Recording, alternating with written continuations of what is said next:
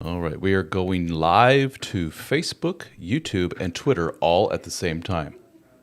How Whoa. cool are we? Well, let's see. I'm refreshing Facebook as we speak, and oh, I don't see it yet. Do I have an error? Let's see if I have an error. No, I Let's don't see. see. I don't see any errors on my end. Let me refresh again. I'm sure there's errors on my end somehow. Yay, we're on. We are Oh, live. good. No Yay. snags, no nothing. Cool. Let me bring Great. up my comments window here so we can follow along with people's comments. Good. Maybe. All right, you know what I'm going to have to do? Have you seen this yet? What is it? Oh, I have. I'm actually going to need to do that. I can't see anymore either. It's bad. It's like bad. It's just like that too. So the old That happened macular to me. degeneration. We're not getting Oh, any younger. how old are you? Don't worry about it. Is that important? How old are Well, you? I'm 42, and I Well, I'm think older that's, than you. yeah. 48 years of age. Man, you women just desiccate faster then or something. Because it just happened Oh, with me. You're older. yeah. All right. Well, welcome everyone, whoever is online joining us. So far, not many. Give it a second. For those that don't know, I'll introduce myself first. I am Ralph. Rafaelito, aka DSO from dadstartingover.com. I'm the bald dude that's in all the videos and stuff. That's how people are knowing me now, is bald dude on videos. That's Cuz I cool. because I put out a lot of these. I've had one hit the 5 million mark. How about you, Samantha? Have you had a 5 million video yet? No. Well, I don't have anything looked at that much. No way. you No just have to way. say something controversial, Yeah, I and away know. they go. Yeah, I don't like to get the stuff I would. All this stuff is like about blowjobs. You talk about blowjobs and you get views, and there's only so much I could talk about blowjobs. Honestly, That's like true. it's That's true. yeah, you know. Kind of a limited topic. Hello. I super enjoy your content, says Honey Armstrong. I love that name, Honey. Honey, is that your real name or is that a nickname? I've seen you a few times on here and I always wondered. Oh, I Take see your time. comments. Oh, I see somebody named Justin. So wait, this thing is Justin says comments. hello. Hello, Justin. Yeah, on my little Right. main navigation screen, because I am the master of this meeting, I can see all the comments from everywhere. So far, we Yeah. only have the two, Right. Justin and Miss Honey. All right. So, Cool. welcome, everyone. Welcome. You know, we have no plan for this, do we? No. But I hope to say something interesting so that you can make a video out of it because that is always helpful for me.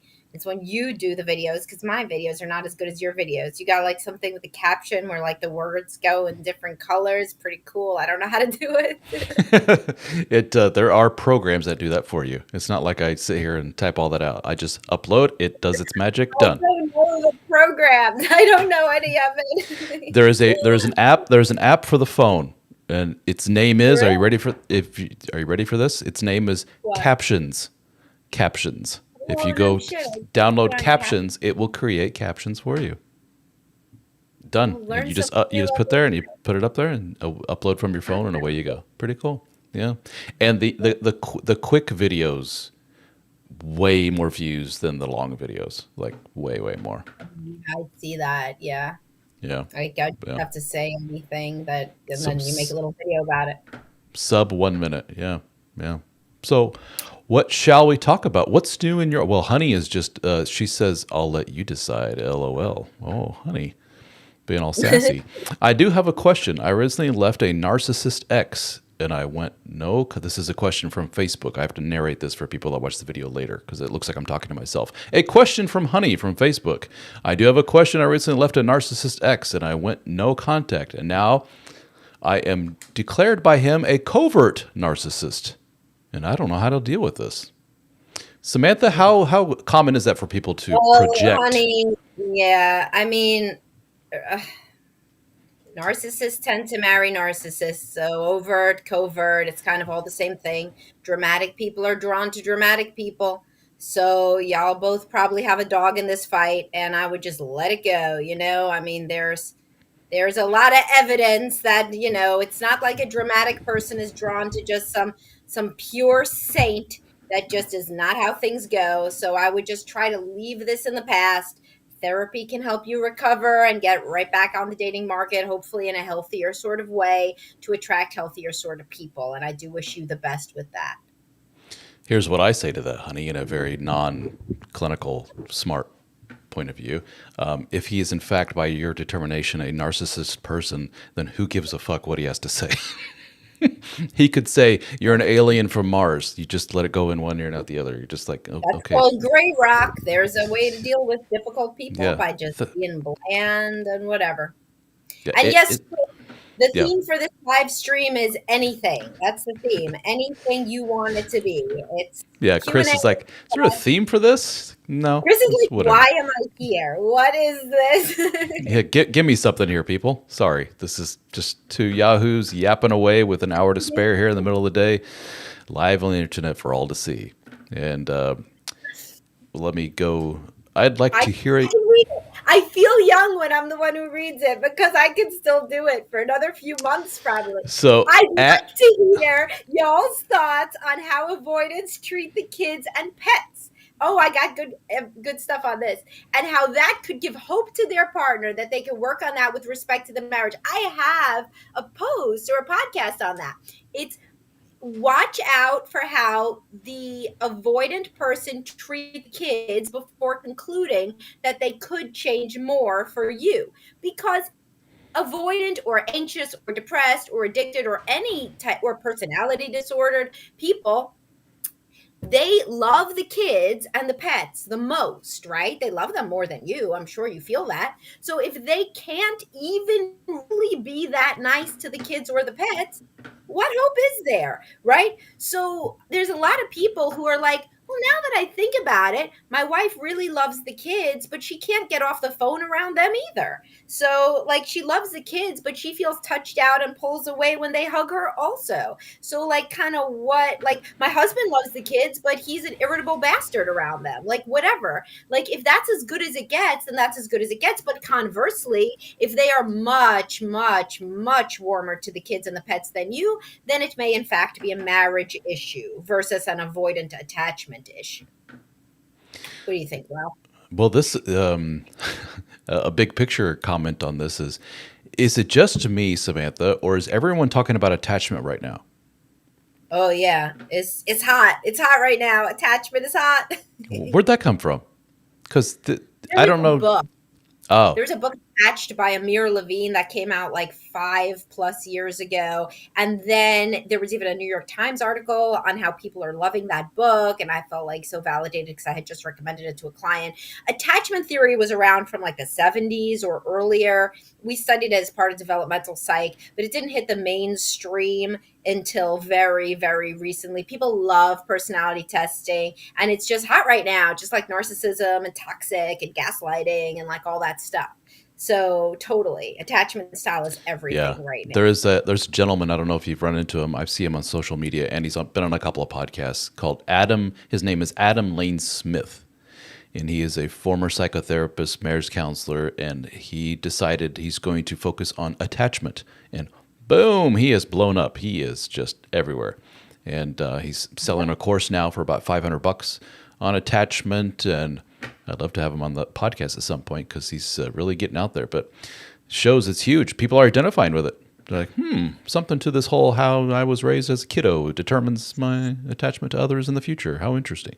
Yeah, sure. And people are really into seeing it in their relationship and the patterns of pursuing and distancing. And that's what it is for a preoccupied, avoidant relationship. The other term is pursuing or distancing. And, I mean, there's also fearful avoidant when you've been abused. But, I now have podcasts on all this on the Dr. Psych Mom show. Oh, you introduced yourself, but you didn't let me introduce myself. That's right. Hold on a second. I'm getting interrupted here by my son trying to FaceTime me. Go away. No. How do I turn off? Do not disturb. There we go. Yeah, how do I turn that on? Oh, Jonathan Bell. Can I read that one? I know him. Please, go ahead. Take it away, Samantha. And then we'll go back to you. We'll go back to you, James, in a second. Jonathan says Samantha encourages men to invest in their home life, chores, parenting, and emotional couples life, romance, communication, making a deeper connection with their wives. How does this jibe with Esther Perel's and the manosphere's theory that intimacy and erotic energy are inversely correlated? Esther says the key to keeping the marriage sex life is more separation. Want to do it first? Interesting. Well, I mean, that's one way, I guess, of looking at it. This is there is this grand theme dichotomy. I don't know what the proper term is between the what I use in my words, and I'm sure I didn't come up with this. Maybe I totally ripped this off from Esther, whoever. The domestic, the comfortable, the family, the all that stuff, and the erotic, the sexy, the fun. Yeah, I think I remember that. It's tough to put the two together and live in harmony with each other. And what Esther and the others have determined is, wow, it seems if you want to maintain, you can't enmesh the two. There has to be some little separation of the two to maintain both within a relationship. And I also say much the same thing. Much of my, what's the word? Advice to men is predicated upon the fact that most of the men I talk to are very anxious in their attachment. There we go. And they're always chasing and pursuing and trying to go after a woman who has basically been like, can you just cool it already, dude? And so the prescription for those men is, back the fuck off, dude. You're just quit smothering and hanging all over your woman. Go do something. These men don't have much to do other than just with their wife and kids 24/7. So the prescription is, how about you become a more, quote, distant man? And that really triggers in these men, like, are you telling me to back away from the person I love more than anything and become a single man? No, it's called having healthy distance. So I can see where Esther comes up with much the same kind of prescription at a grander scale. Is that I don't necessarily think she says intimacy and sexuality and romance can't cohabitate. I guess that begs the question of what's your definition of intimacy. Here's the thing is like a lot of preoccupied attachment guys, such as the ones, that follow relationship people on the internet, so therefore inhabit most of the comment sections of both of our pages and whatever. They think that you are saying to act, or I or anybody or Esther Perel is saying to act more like a jerk. But in reality, what we are advising is for them to act more like a securely attached person, like somebody who literally just has their own life, like because they're a securely attached person and they don't invest 1000% of their being into the outcome of the intimate relationship. And so that's not telling them to act avoidant. Avoidant guys don't do well. Like avoidant guys are being dragged by their wives into couples counseling with me. And these women are begging the avoidant men to be more emotional and more expressive and to be around more and to be interested and engaged and involved. And they genuinely want it. And when those guys can learn to themselves then act more secure. So they have to come here, and the preoccupied attachment people come here. The goal is for everybody to act more securely attached, which means that you have your own life, but you are a loving and intimate partner.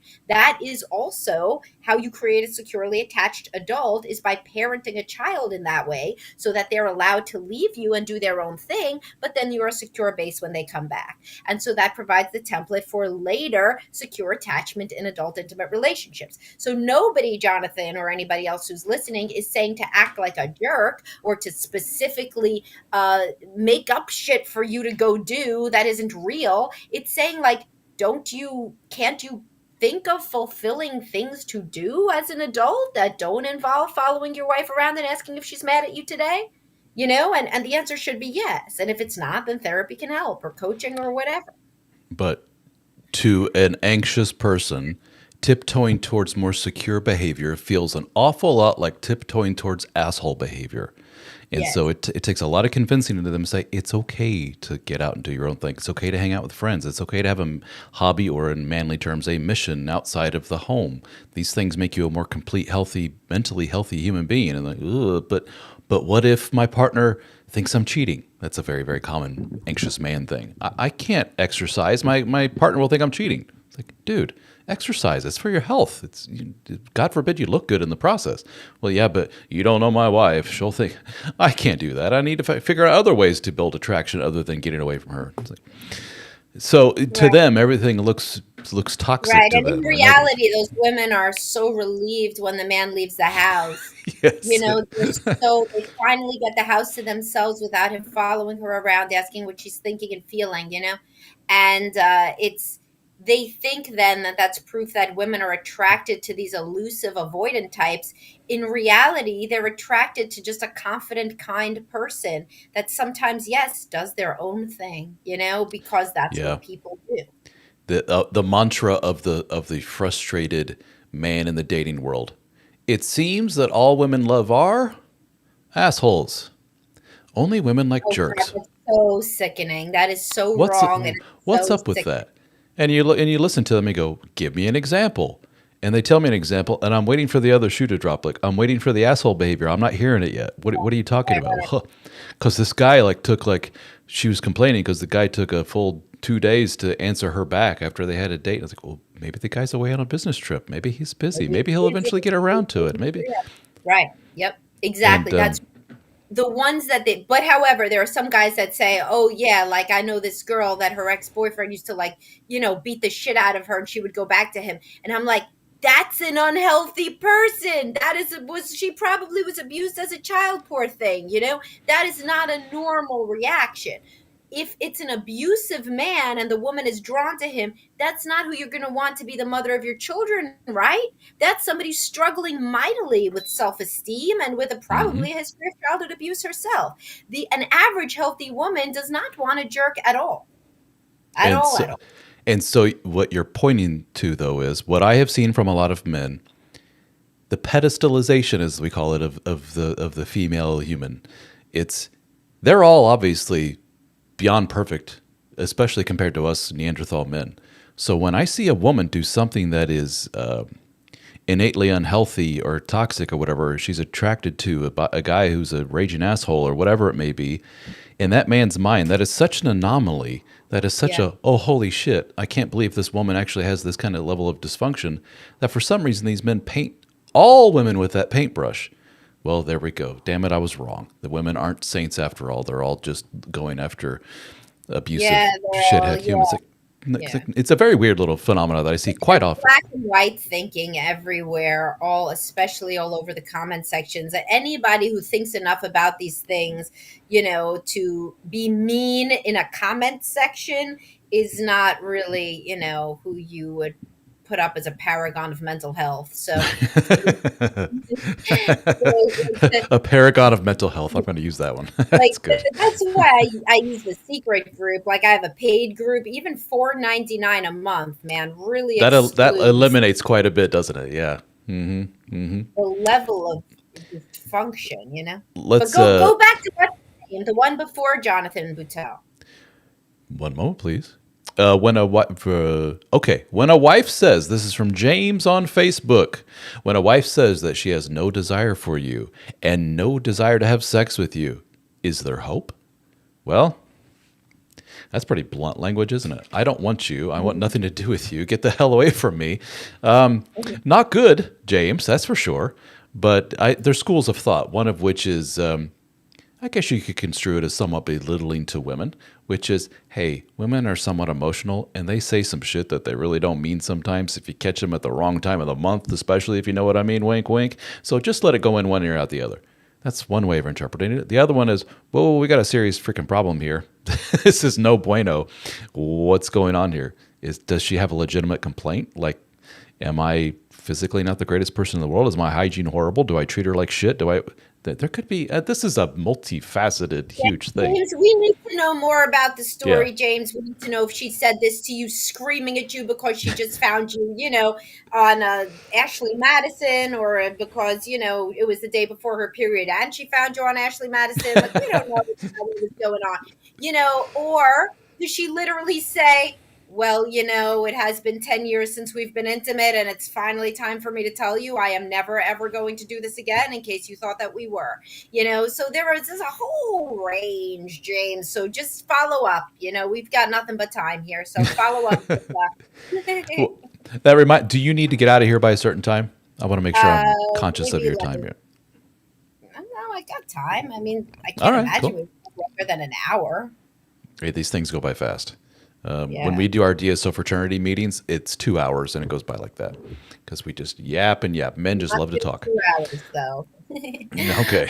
But Okay, so let me go down here. Adnor from YouTube says, is there such a thing as an avoidant who is able to also maintain an active married sex life? yes. I would think this. I'm avoidant doesn't mean you have this and this is your. These are the cards you've been dealt as far as your human behavior is concerned. Done. No, it's A like on a lot, spectrum. yes, and a lot of avoid. Are you talking about? I guess he's talking about a woman, like an I avoidant would. wife, because I, avoidant men have sex constantly, but avoidant women can also have sex. They would rather have sex than look into each other's eyes and talk about that we love each other. I mean, it may not be the most intimate sex in the world, but like an avoidant is that you're avoidant of like intimacy. You don't want to need somebody. You don't want to feel beholden to somebody. You're very self-reliant, but you could certainly have sex. Yes. They don't have anything to do with that until well, and unless it did for you in your specific case, then you could certainly elaborate. be careful, Samantha, because you just separated real emotional intimacy from the act of sexual intercourse. I'm Yes, and told this is by what it does. well, I'm told by a lot of people that that's completely impossible. You have to have one or the other. A common a strike against a lot of men that are wanting more sexual intimacy from their wife is, well, you have not emotionally connected with me. That's why we're doing that. Until you figure out that secret combination of how to get into my head and connect, Well, with me, yes, then yes, we can't do that. yes. I am big on that. We can do that, You're, and you're saying yes, we can. I have a podcast that says, "Well, you can't always wait and like." Yes, you can have sex before you're feeling emotionally close. Because remember, that is a way to feel emotionally close, like makeup sex, I mean, there are ways and people don't seem to understand that it used to be before the current day and age that people had sex in marriage. That was kind of how it went, and maybe you're not feeling good about somebody that day, but you don't really just take sex off the table. Taking sex off the table in these high numbers has been a relatively recent phenomenon, especially given that nobody's supposed to cheat anymore. Because it used to be if a woman didn't want to have sex anymore, then the guy would, of course, still have sex. I mean, he didn't go through menopause, but like it was kind of understood. Now and the guys are the ones too. Nobody like sometimes a woman will even be like, why don't you go get a girlfriend? And he'll be like, no, because he's got this storybook in his head about how it's always supposed to be her, even though she's 65 and he wants to have sex like 3 times a week. Like, oh my God, you know? But yeah, and I know you testosterone fueled fans aren't going to like that one, but I mean, that is just a lot, for somebody who's postmenopausal. So, but the guy still doesn't want to get a girlfriend. If you wanted your successful TikTok moment, you just did it right there. That segment right there, I'm going to cut that. Oh boy. Yeah. There's a 5 million one right there. Do you find that you piss off a lot of ladies with a lot of stuff you say? Yes, but it's so funny because so many guys tell me that I'm pissed that I just got what am I not an androgen, what am I misandrist. I'm a misandrist. Oh, I am a misandrist. I'm telling women to have sex with their husbands. If I'm a misandrist, man, I mean that I don't know who the hell is not, because then that's crazy. So yes, I piss off everybody. I'm equal opportunity. I piss off men and women. I very even good. like in the same podcast, I'll piss off men and women. It's Well, sure. amazing. It's a skill. All right. One of my favorites, Halal, is a young lady. I was corrected on my last one I did of these. I wasn't sure if Halal was a young lady or a man, but Halal, young lady, thank you so much for joining us today. What does a healthy sex life look like? Well, I mean, that depends on who you ask, right? Well, if she asks me, I have a podcast that's titled "What Does a Healthy Sex Life Look Like?" So you should look that up on the Dr. Psych Mom show. What does a healthy sex life look like? But I'm sure we could just sit here and opine about it as well. So, Ralph, what do you think a healthy sex life looks like? Or you want me to go? What are we talking about in terms of frequency, in terms of connection? There's a whole bunch of men that I talk to that say I would be fine if it was just a few times a month as long as the quality connection whatever was awesome. Then I'd be like yay. Versus I have some guys that I'm like it needs to be on a daily basis or I'm about to lose my marbles. So so frequency wise, I hear it's all over the place. Quality wise, it's all over the place. Right. It's all over the place. I could tell you what I like, but what's it matter? It's what you like halal and what other people like. Well, hello. I mean, I think that what I usually say is that a healthy sex life is when people can talk about what they want, when it's open minded, when people are not shaming each other. It really has very little to do with frequency or even the sort of activity that's engaged in. It has to do with two people that can be open and honest and intimate with one another, and where sex is not a battleground or something that we use against each other, or something that is unilaterally withdrawn from the relationship, and where you can openly discuss your needs and your desires. There's so many men, by the way, that would be thrilled to death if the woman just talked about a fantasy. It's like, if she just even, or if she doesn't have any, which a lot of low libido women don't, despite that men don't believe that. They don't masturbate, they don't have fantasies, and guys are like, no way. Yes way. If you're a low libido woman, you don't masturbate, you don't have fantasies, just like, are they secretly scrapbooking? No, they don't like scrapbooking. Why would they secretly scrapbook? They're not scrapbooking at all. So it's the same with low libido women and sex. They have a low libido. That's what it means. But anywho, if the guy said that he had a fantasy, even if she didn't even have one, if she was just even curious or interested, they would be over the moon. You just have to be open and curious and interested in your partner to be a good partner in sex or otherwise. From my perspective. Isn't it interesting that I went immediately to the very manly thing of frequency? How many times? And you went to the more deeper emotional side of connecting and being more, connecting up here in the head. And so it's just very interesting, the male female dynamic. I am a psychologist, so thankfully, That's true. That's true. I'm like, just talking about the Excel spreadsheet count of it. but in terms of, but actually, Halal, if you wanted to know, what research suggests is that happiness in a marriage is associated with at least once a week of sexual frequency. Above that, unfortunately, again, for the followers, it is not associated with increased happiness in the relationship, as reported by both, but under that is associated with unhappiness in the relationship. That seems to be the tipping point. Yeah, that's once a week seems to be the. That's what I see. That's what I see in my practice as well. When I see people every 2 weeks and they haven't had sex in that whole time, it's like a very mournful vibe, in the session. Like nobody's doing well if it's been 2 weeks, but if it's been 1 week, then people are like still kind of all right. Let me move on here to the comments. Nancy says, Nancy from Facebook says, my husband wants to make me jealous sometimes. At our kitchen window, he looks out and he notices a woman walking by, and he looks on purpose and he says, ooh la, how do I respond? In order to avoid a further quarrel. I know he loves me, and we've been together for over 35 years. He knows I am jealous.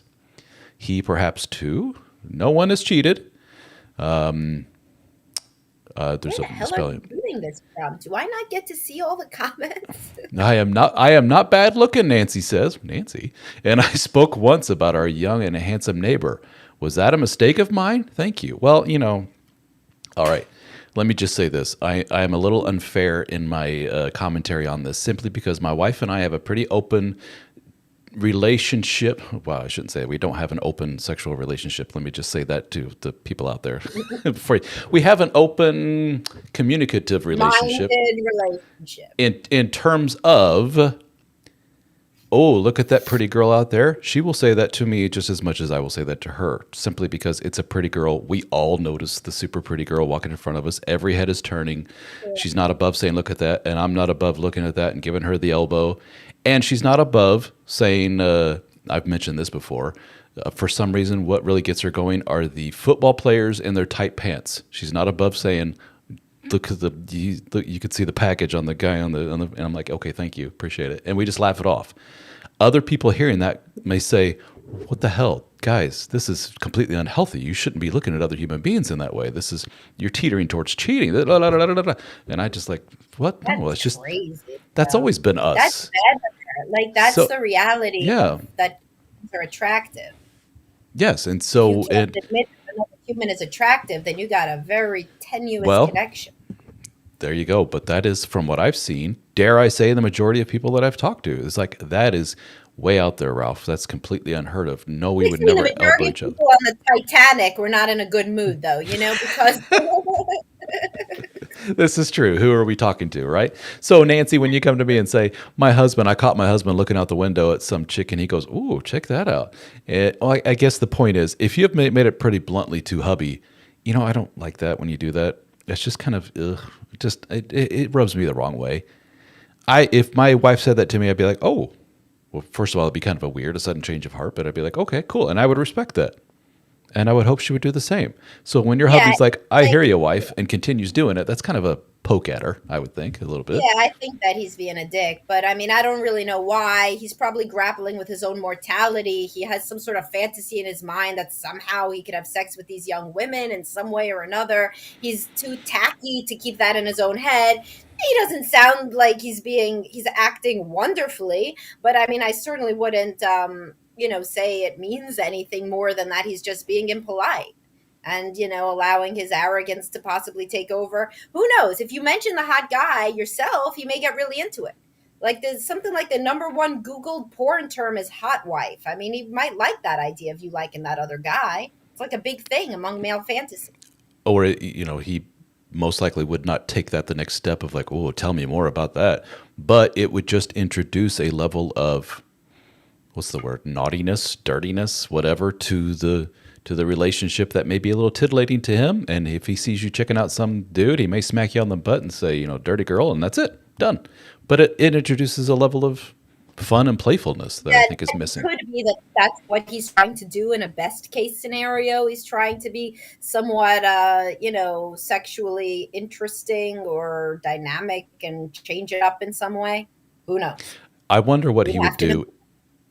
I wonder what he would do, Nancy, if you took a page from my wife's playbook and ran over to the window to see what he was looking at and said, "Yeah, I can see what you're looking at. She's not bad looking at all." He'd probably be like, what? Okay. Where'd this Nancy come from? But it might take him aback and, I don't know, maybe food for conversation. And she says, greetings from Germany. So, willkommen, Nancy. My wife's from Germany, so there you go. Whereabouts in Germany, maybe by the way, saw Nancy? Your wife. Maybe that's who he was looking at out the window. If your wife is from Germany. That makes no sense, Samantha. That's a bit of a stretch. Here's a topic. Oh, this is a good one. Thank you, Adenor from YouTube. Shit tests. Dun, dun, dun. Samantha says, they don't exist, guys. Stop with the shit test nonsense. And Ralph says, oh, yeah, they exist. So let's hash it out here. When you think shit test, what are you thinking when they say that? Well, in my podcast, I said shit tests are a myth, except for women who have borderline personality and who are actually doing that. So, I mean, that's who's doing it. And men who have borderline personality or narcissistic personality. People with personality disorders test people constantly. This is just who they are. But the average person does not do such a thing. They don't think about it. They just don't think about that. But the people on the internet who have been cheated on. So I also have a post that says most women don't cheat because the rates of women cheating are very low. So 87% of women are not cheating. But that 13% is a lot of human beings. And most of those people are pretty disordered. Because for a woman to turn away from her kids and her life and her naturally lowered sex drive and monogamy and go screw around with some guy and lie about it makes her a pretty disordered person, And so those are necessarily going to be the people who would also do the shit tests, et cetera, et cetera. There's obviously fucked up people. There's also murderers, but it's not the majority of people. Let me take it from a more broader perspective. Everyone tests everyone in some way if you're looking for it. I often give this example. You're hired at a new job. And when in the interview process, the boss says, you're never going to have to work weekends. Okay. So you have my word. And you're like, good. Because, I took away from my last job, I had to work weekends and it took away from my family. I almost lost my marriage over this. And he's like, yeah, we don't do that to our employees. You don't have to work weekends. Cool. And then 2 weeks into the job, he's like, I'm going to need you to come in on Saturday. And you're like, how do you respond to that? Do you say, hey, Mr. Bossman, remember our chat 2 weeks ago? Remember our deal? if this is the deal, I'm going to have to shake hands and say, this isn't for me, I'm sorry. Versus, oh, okay, I guess I will. And then you come in on Saturday and you're like, where's everybody else at? And you realize you're the only one, you and the boss, who showed up because everybody else said no. Shit test failed. He wanted to see what you're made of, and the test was, this guy doesn't have the balls to say no. Everybody else did, but guess what? This is the guy who's going to bend over backwards to do whatever I tell him to do, and I probably won't even have to give him a raise. He'll just do it. So shit test failed. That's how we look at these things. But the majority of people don't really do that shit. I mean, they really don't. They need you on Saturday. They call you to come on Saturday. The majority of the world is not living in office space. So, I mean, people tend to say what they mean. So if a woman says to the guy, like, do you think that she's hot? Do you think she's hotter than me? This is like either a very young, drunk, dramatic woman with some borderline tendencies, or something that doesn't really exist, because most people in healthy marriages are more like Nancy over here, where the guy is like actively saying weird shit and she don't even say anything because she doesn't want to cause a problem. The average human being does not like conflict and thrive with drama. They really don't. That's the average securely attached person, which is still the average. At least half people are securely attached, and then it's the minorities are avoidant and then preoccupied. But most people do not want to cause a bunch of shit. They really don't.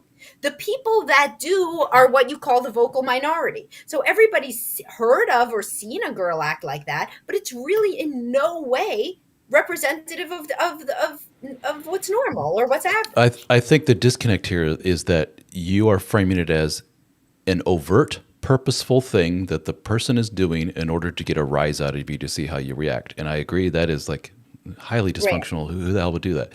Well, I interpret it, and what men interpret it in general, is society, women in particular, just doing things, and we go, oh, this is one of those moments where I could turn left or right here. What do I do? We're men are so analytical and so trying to fix and figure out everything. We're little engineers, we're kind of spectrum-y in that way. And so when boss says come in on Saturday, we go, oh, this is my moment. I can stick up for myself, or I can say yes, sir, and show him that, I'm a hard, committed worker, or is he going to treat me as a pushover? Oh, this is one of those test moments. Which way do I go, left or right? And what we've noticed is we seem to have a lot of those kind of moments from our loved one. And she doesn't mean to be mean half the time. Maybe she does if she's one of these borderline types or whatever. But this is one of those moments. Do I turn left or right? Am I going to be a pushovery guy? Am I going to be a sweet guy? Am I going to be an asshole? Or that's how we interpret these things. You know who thinks like that? Anxious people. Anxious people think like that. And separately, anxious attachment people think like that. So either people with actual clinical, social, or generalized anxiety. So like somebody with social anxiety, they'll say, I talked to my friend. My friend invited me out for a beer. I can't go out for a beer tonight. What do I do? It's going to ruin the friendship. He's going to get a different friend. What do I do? I know he was looking at me. I know when I said it, I didn't even say yes or no right away. I probably already ruined the friendship. Meanwhile, the guy just kind of said, hey, you want to go for a beer? He doesn't give a shit if the guy says yes or no. So it's the same thing. These guys will come into couples counseling, the anxiously attached guys. They'll say, well, there was a decisive moment, like what you're talking about, Ralph. There was a fork in the road. She asked me if I wanted to come to the gym with her. And I didn't know what to say because I knew that to her, if I said yes, it would mean this. And if I said no, it was that. And I turned to her and she's like, wait, what? Like, I asked you, when did I asked you to go to the gym? She doesn't even remember that it happened. But because he's so anxious about it, he tells himself he's the hero in this Bildungsroman and it's a fork in the road. And it's like, she don't even remember the thing. So this is also a hallmark of anxiety, to think that there are shit tests and in general tests everywhere. If you learn in therapy or otherwise not to see other people as potential antagonists and aggressors and testers, magically all these shit tests just kind of evaporate.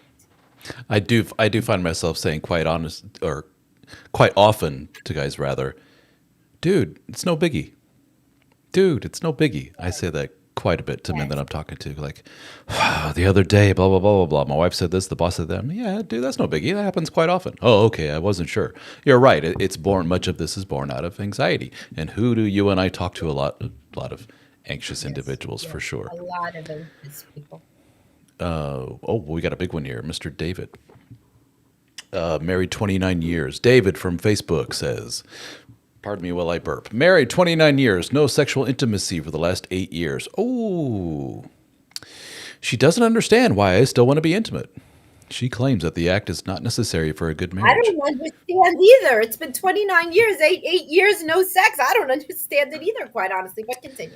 We've been we have been to a marriage therapist 11 years ago for about 1 year. Well, that didn't really click. At that time, we had only been intimate once in the past 7 years. Okay, so this is just deader than dead Yeah, bedroom. deader than dead, dead, dead. He encouraged us to have more intimacy. Yeah, that'll do it. And she agreed, and we had a good and special date that ended with a mutually great sexual experience. So a one-off deal. Unfortunately, the Very next day nice. she was upset with me as to why I was in such a good mood. She didn't think that I should need intimacy to be in such a good mood. Oh God! Now that I give this to you, you're in a good mood. That shouldn't be that way. You shouldn't be so dependent upon your sexuality, Mister. So How old is shaming you this for guy being a. and why is he still in this relationship? I'm sorry. How old is this man and why is he still in this relationship? David, that's the ultimate question here, buddy. At the very end of all this, we could continue reading. You're basically selling us on something. You're selling us on the fact that your wife is a kind of a broken individual, especially when it comes to being a wife. I'm sorry, that's mean of me to say, but something's going on, and it ain't good. And either you two are just wildly mismatched, or she's got issues, or you got issues. That it's just this ain't good. Yeah, She was there's she was nothing, she was there's raised no in a very coming back. strict religious household. She admits she rebelled against her very strict father, who said that sex was only for marriage and procreation. So she's got a lot of childhood baggage that has colored her, what you're And seeing he right has now. a lot of childhood baggage in being a rescuer because there was red flags about this. It was a red flag factory, and they are locked in this codependent thing. And this man needs some sort of individual help. And there's no coming back from this one. It is not going to. She's postmenopausal now, I'm sure, and there's never going to turn into a good intimate life with this kind of history. Another way to look at this, David, there's a large group of men that exist out there, believe it or not, who decades ago into this kind of relationship would have Would have said, left. "Ooh, this ain't good. Sorry, sweetheart. It's been nice knowing you. No hard feelings. I love you, but this ain't going to work out." And that is a perfectly healthy way of looking at this. And here's the key, what is it, David, that is so different from those guys and you? Why do they have that mindset and you have the complete polar opposite? That's what you got to look at and go, Look into your what's going on family with of me? origin, David. David, That's look where, into your family of origin, my friend. There's no way you did not see this enabling and martyrdom tendency in at least one parent. You are naailing yourself to the cross here, and you had to have seen it somewhere. And I think that that is what you should have as a takeaway. there you go. And moving on. From Facebook, Mr. Ken says, is there any point in trying if partner dismisses my concern of our drifting apart? Dead bedroom. She sleeps in another room. Ouch. No sex even on the occasion of our 35th anniversary. Numbers are very telling here. She chose to go out of town to reconnect with estranged sisters. I'm at the end of option. Well, she checked out. Bye Isn't that bye. basically it? Yeah, she checked out. Yeah, She's saying, Ken, I she's don't want you no more, gone. buddy. Yeah, you can live the rest of your life happy. Leave, find somebody else. Your kids are out of the house. What Yeah, are you she is. staying for? Yeah, what I hear from a lot of these stories, like with David and Ken, is if we were to listen probably to Ken's story, we would hear probably a dozen more such moments of being pushed away. Get away from me. The proverbial push away. Get away. I'm going to my sister's. No, I don't want to sleep next to you. No, don't touch me. No, no, no. Push away, push away, push away. And yet you keep pursuing and hanging on, like the little dog hanging on the leg, just don't want to let go. And the person's just shaking you off, saying, no, beat it, beat it, beat it. And eventually you got to take the hint, Ken. And again, It's a sad situation. They're both in sad situations, but thankfully they're still alive. Life is long, and you could leave. You could find somebody else. You did your time. You raised your kids. You're a good man. Now it's time to get out and try to find something else. Sean has a good, I think he says she, I believe he's referring to you. Is she aware that there are surveys that show that female infidelity is much higher than the general social survey? I Nobody's believe, ever linked me to one yet that made any sense. They link me to a New York Post article that says that women think about cheating more than people think. That's literally what it says, something like that. There is absolutely no, and there will never be any research showing that women engage in more sexual affairs than men because women have far, far lower testosterone levels than men. Men like to go out and take risks and have sex with people much, much more than women do, who are at home taking care of their children, balancing their work, and whether they have to do the laundry, and what their horoscope says that day, and whether they want to get that pair of shoes from DSW. That is what the average woman is thinking about. She's not going to Starbucks and thinking, I want to have sex with that man. Every man that goes into Starbucks and sees a hot woman thinks, I want to have sex with that woman. Who do you think is going to cheat more? This is just so ridiculous. Of course, men cheat more. Every study says it because it only makes sense. Men are evolutionarily predisposed to want to spread their seed. Women have only a limited amount of babies they can have. So they have much more parental investment in each one. There is no way that it is different, because it is not different, and no study ever says it's different. I agree with you 100%. But there is a growing sentiment, a building library of material out there from women, saying the overall theme of sexuality in the modern history of mankind has been skewed to be very man-centric, saying men love sex, women not so much. And oh boy, that is not true. And they will point to a lot of things such as who is it that is requesting open marriages more, men or women? And I often cite that there was a survey done by a website called openminded.com, which surveyed some 60,000 couples. And it was women saying, I'm interested in going exploring outside of this relationship. Go ahead. Well, yes, I've read all these books as you by Wednesday Martin and What Women Want and all of this stuff that shows that female sex drive drops within monogamy. But women still value the family unit and they want to stay married. So if their sex drive drops, well, lots of shit happens. Your boobs drop too, you know? So, that's just life. And that is how the women think about it. Most women. Oh, yes, that was then, this is now. That was honeymoon stage. Now we're older. Now I have kids. Now we'll have sex, but it's not going to be like it used to be. And that is what it is. That is the most common sentiment from women. But it isn't, I want to go screw some other guy and potentially ruin my family, limit my access to my children, and get basically vilified by everybody that I know for being a whore.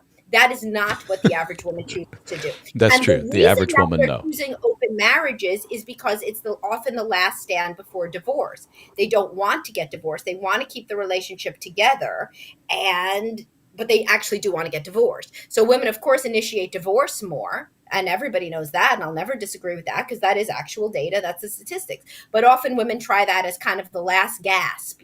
Could we potentially somehow make this more exciting in some kind of a way, before we separate? And some people that are pretty in the lifestyle do like it, but most people.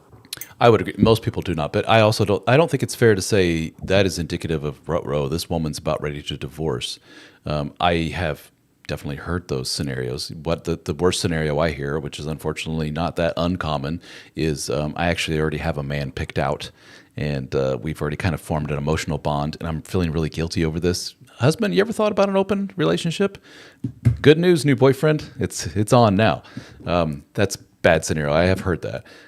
But I have been hearing from women. I'm getting a lot more direct messages from ladies saying, if I touch on something about non-monogamy, or if I touch on something about a lot of women are realizing that maybe the monogamous relationship lowers their libido and they feel more alive outside of the monogamous relationship. I'm getting messages from women saying, thank you for bringing this up. I approached my husband about our dwindling sex life, and he's been very frustrated, and I've been very frustrated. And I've told him I want to start exploring with others, and he has really shamed me for that, and I feel bad about it, blah blah blah. Do you watch Easy? There's like some TV show Easy, and it's exactly this storyline. It's 3 seasons. You got to watch the first episode of season 1, then 2, then 3.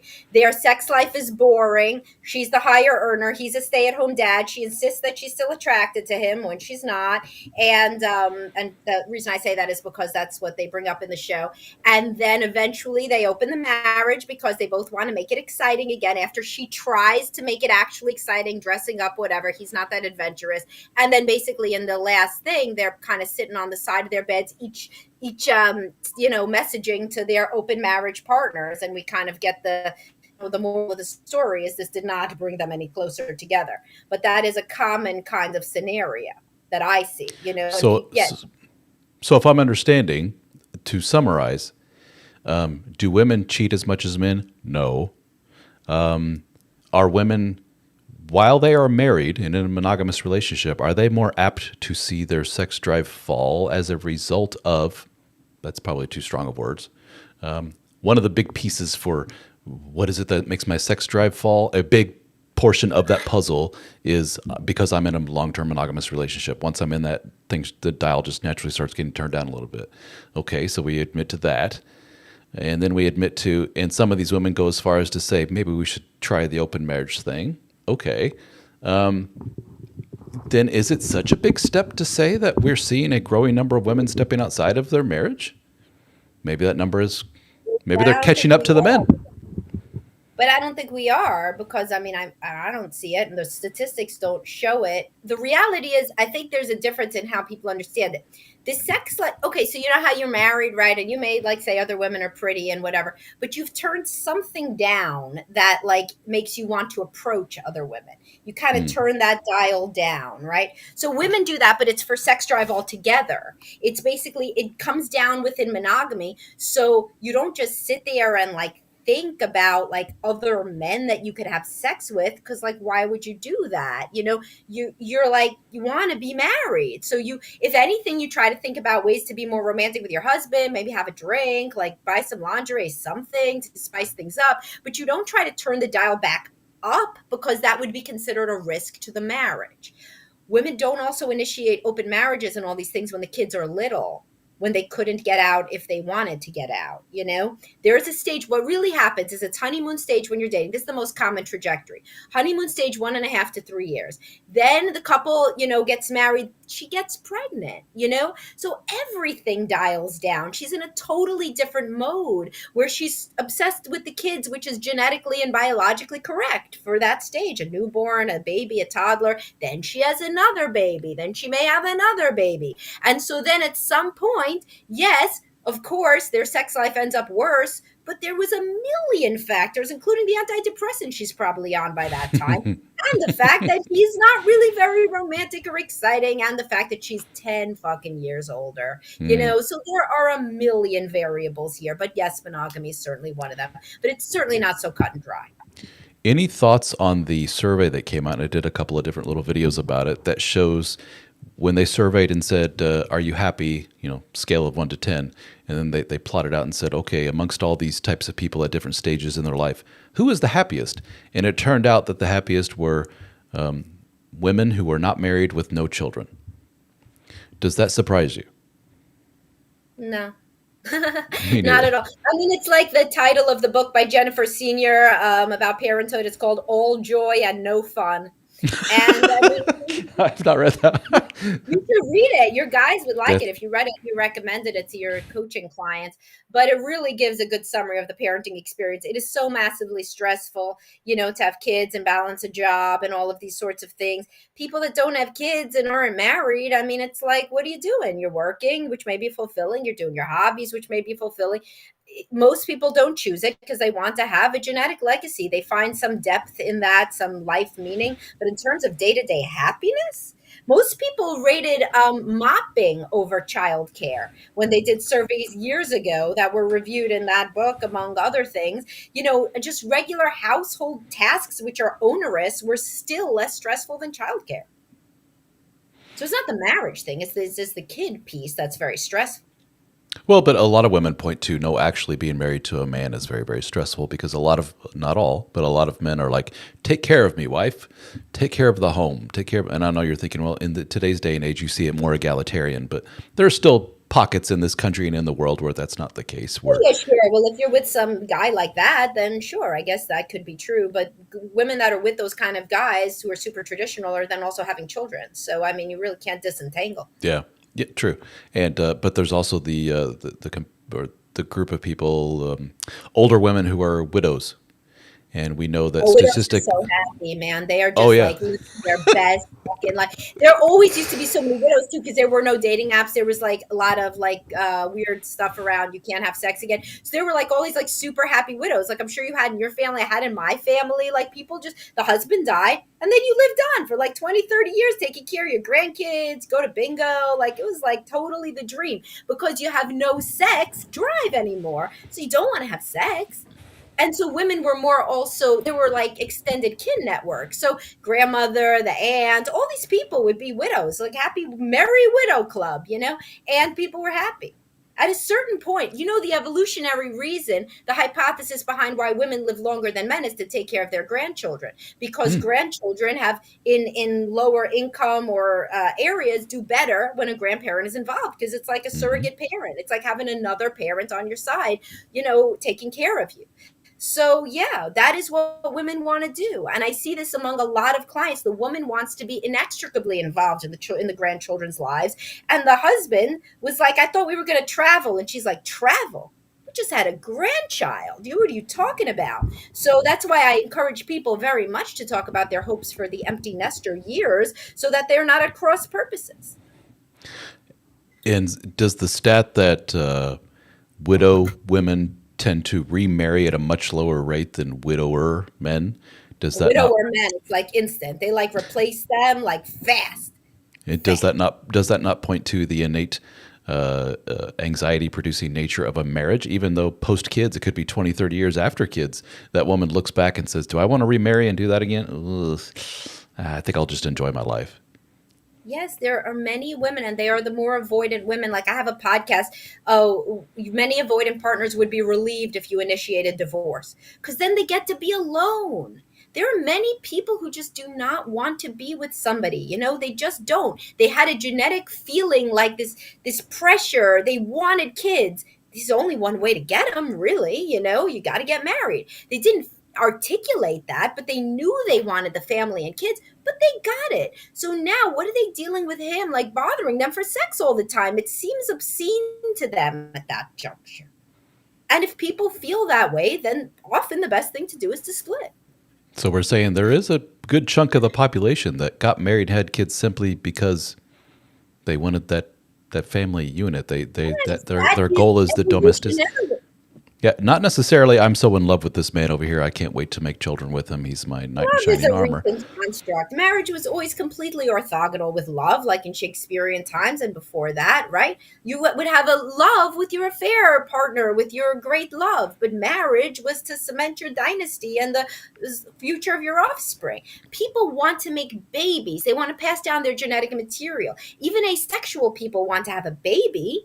You don't think about it. You don't parse it out. Remember being 20? You're an idiot at 20. Everybody is. So you just think, oh, like attach. And what the attachment means is I want to pass down my genetic material. They don't separate out. Do I love this man? Am I in love with this man? Am I good? Nobody thinks like that.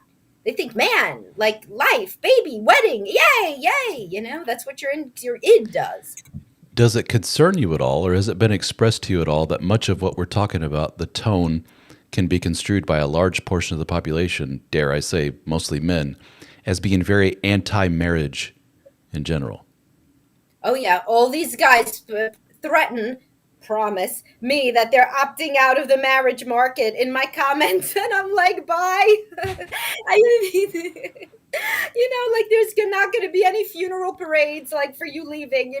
If men do not want to be married, they should definitively not get married. Why? So there could be like children of divorce, unwanted children. Why would anybody get married who doesn't want to get married? Dropping marriage rates, all right. People don't want to get married. Why should they have to get married if they don't want to be married? So there could be more miserable, conflictual, chaotic homes for kids? Doesn't make any Well, sense. well, you and I are in agreement in that, but there's a giant cohort of people who would say this is the next fall of Rome. I've mentioned that to you before, where Oh, it's I've even heard this, the fall of Rome. the marriage rates dropping, ruh-roh, the fertility rates, and the far fewer babies being born. Even have the Elon Musks of the world saying that this is an existential crisis for the human race, that we're not And he's reproducing. always right. Well, he has like 12 of his own kids, so he's doing his own, doing his He's work on doing his his own. part. Yeah, doing his But part. yeah, But you try to, see it from the male perspective of why do I get with this woman? Because I love her more than anything in the world. Number one, there's the sexual attraction. There's the emotional, the intellectual. I want to take care of her. I want to make babies with her. This is all wonderful. And for him to hear somebody saying, throughout history, the only reason that that woman was with you most likely is because she wanted to procreate, But and that's the she reason he loves her so much. That's the reason he looks for the waist to hip ratio. yeah, exactly, the fertility cues and all that other stuff. Yeah, there's many guys that minimize their own biology and they put themselves on a pedestal as the second coming of Romeo, and like they're just as pulled around by their dick as the woman is by her ovaries. But the thing is that if society is getting to the point where we are removing some of that lovey-dovey component, I don't know how to explain this better. And we're putting it down to the biological component of this. Of, sir, the only reason you're with this woman is because of her waist to hip ratio and the fertility, and you want to reproduce, whether you know it, consciously or not, deep down in your biological programming. That's why you are pursuing that little hot young thing over there. Then if men are like, oh, well, that's the only reason. If she's only with me because of, and she can't wait to get rid of me, and if she dies, she'll never remarry because I'm that much of a stress on her, then maybe I'll take Any man who my. thinks like that shouldn't be married. Any man who thinks like that shouldn't be married, because people need to be able to hold multiple competing thoughts in their head at one time, such as I could, for example, I want my children to survive because that is my biological programming. I should also be able to love my children for their little individual personalities and who they are. I mean, that's called being a human being, is we can understand some things on multiple levels all at once. And that's what seems to elude many commenters.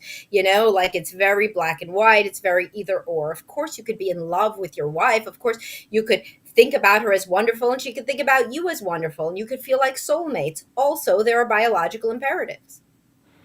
But then going back to some of our previous commenters, I haven't had sexual intercourse for so many years. I have lost that intimate connection. There is a chorus of people out there that would say, suck it up, dude. Quit thinking with your penis. You got kids. Look at the little things. Don't you love them? Don't you want to have an intact home? Don't you have this? Don't you have that? Don't you have the career? Don't you? Well, at a certain level, that is correct, to stay together to see if things get better when you have little kids. Certainly go to counseling and stuff. Where it starts to not make any sense and where we weed out the securely attached guys from the super preoccupied guys is when the kids even leave the house. Some of these guys are still thinking something's going to come back and obsessing over the relationship. Man, you did it. You raised them to adulthood, or near adulthood. It's done. Good job. And now it's time to maybe turn your mind somewhere else. There is certainly, if you still have young kids at home, that's a major motivator. People work harder in couples counseling when they have kids. But then we have the old proverbial tipping point. All right, little Billy and Susie are 3, 4, 5, 8, 10. At what point do I say, all right, enough's enough here? I have enough evidence to go on that this relationship is going to be broken. And is there a tipping point where it goes from how can I best minimize the emotional and mental damage to these children that a broken home will inevitably cause, and which goes to this Carolina's comment here on Facebook. How bad is divorce on children? And what are the consequences on the kids? And what's the impact short term, long term? Well, that's I have a lot about that, Carolyn. I've written a book about that on Amazon, how to talk to your kids about your divorce. So anybody can read that. The fact of the matter, and I will have to go after this question because I do have to go to pick up, speaking of kids. But the facts of the matter are short. It's very dependent on the child. It's dependent on how amicable the split is, how it is handled among the parents. Obviously, it's going to be a trauma for the children. That goes without saying. It's a huge change for them. You can't minimize that. However, the best case is to go into two amicable, happy homes. If you can go from a home with fighting to two amicable homes, then that can even be better for the kids. People that grew up in very dysfunctional homes remember begging parents to divorce because the fighting would stop. So a situation like that, in fact, is better for the children. A situation where the parents are keeping it together, then it is not better for the children. But the parents do count as human beings philosophically. So, you don't want to remain miserable forever. And if you can ameliorate some of the negative impacts, then that's as good as you can do. It is an individual decision when to stay or when to go based on a million variables that one could talk about forever and far longer than this 0 seconds that I have. All right. Well, we'll wrap it up then. Thank you, Miss Samantha. Thanks, Ralph. Appreciate you. Thank you for your Anytime, time. anytime I have a cancellation, I'll tell you. Maybe we could talk live. Yes. And thank Am you, I allowed everyone. to exit out, or does that ruin something with recording? I think you are just fine. I'll exit out right now. So thank you, everyone, for Great. attending and participating in your comments. Appreciate every last one of you. Thank you, guys. Bye, Have a good one. everybody. Thank you, Samantha. Bye-bye. Bye, Ralph.